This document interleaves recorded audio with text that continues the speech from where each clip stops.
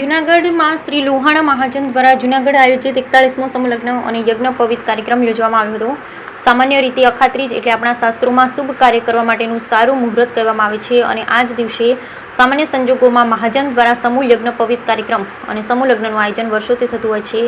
ત્યારે અખાત્રીજના રોજ પણ લુહાણા મહાજન ઉપક્રમે 41મો સમૂહ લગ્ન યજ્ઞ પવિત કાર્યક્રમ યોજાયો હતો। લુહાણા મહાજન પ્રમુખ મહેન્દ્રભાઈ મશરૂના માર્ગદર્શન હેઠળ અશ્વિનભાઈ મણિયાર, પંકજભાઈ ભટેજા, હિમાંશુભાઈ કારિયા, સુરેશભાઈ દત્તા, અજયભાઈ જોબનપુત્રા, મહેશભાઈ લાખાણી તેમજ મીનાબેન પરપડા, પ્રતિભાબહેન નાગરેચા અને પૂજાબેન કારિયા દ્વારા કાર્યક્રમને સફળ બનાવવા જહેમત ઉઠાવી અને નવદંપતિ પ્રભુતામાં પગલાં માંડ્યા તેમજ 7 બળવાઓને મહાજનની ઉપસ્થિતિમાં યજ્ઞપવિત ધારણ કરી આશીર્વાદ આપવામાં આવ્યા હતા। બ્યુરો રિપોર્ટ સાગર નિર્મલ જૂનાગઢ।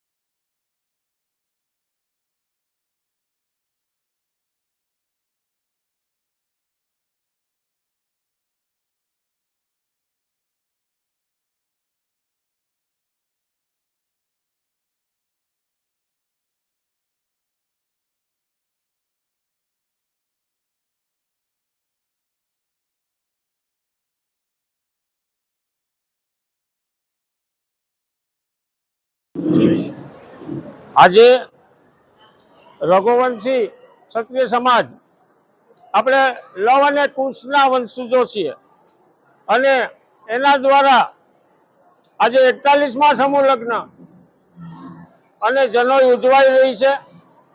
સનાતન ધર્મની રક્ષા માટે, ધર્મની રક્ષા એ પહેલી વાત છે। આપણે આપણા યુવાનો આજે જનોઈ પણ ધારણ કરી રહ્યા છે, જ્યારે વિશ્વ ચંદ્રની વાતો કરે છે, પણ આ હાઈટેક યુગમાં પણ આપણા ધાર્મિક રીત રિવાજો, ધાર્મિકતા અને લોકોમાં એક ધર્મની ભાવના જાગતી રહે એ હેતુથી આ કાર્ય કરવામાં આવે છે।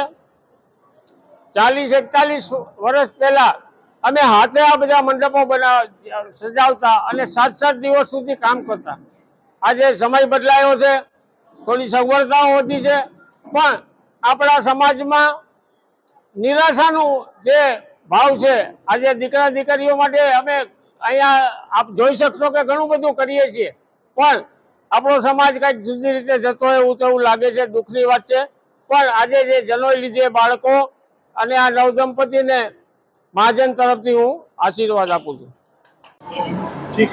નમસ્કાર, મારું નામ ઉત્સવ કલ્પેશભાઈ માખેચા। આજે જૂનાગઢમાં લોહાણા સમાજ દ્વારા આયોજિત સમૂહ લગ્ન તથા યજ્ઞોપવિતના કાર્યક્રમમાં અમે સહભાગી થયા અને શાસ્ત્રાર્થ તથા વેદ મંત્રો દ્વારા અમારી જનોઈ થઈ। અમે 7 બળવા હતા, અમને ખૂબ મજા આવી। આથી આપણે પણ અહીં ક્ષત્રિય ધર્મનું ગર્વ એટલે અમે જનોઈ ધારણ કરી તથા મેહુલભાઈ શાસ્ત્રીજી દ્વારા અમે વેદ મંત્રોથી જનોઈ કાશી યાત્રા કરી અને જનોઈ ધારણ કરી।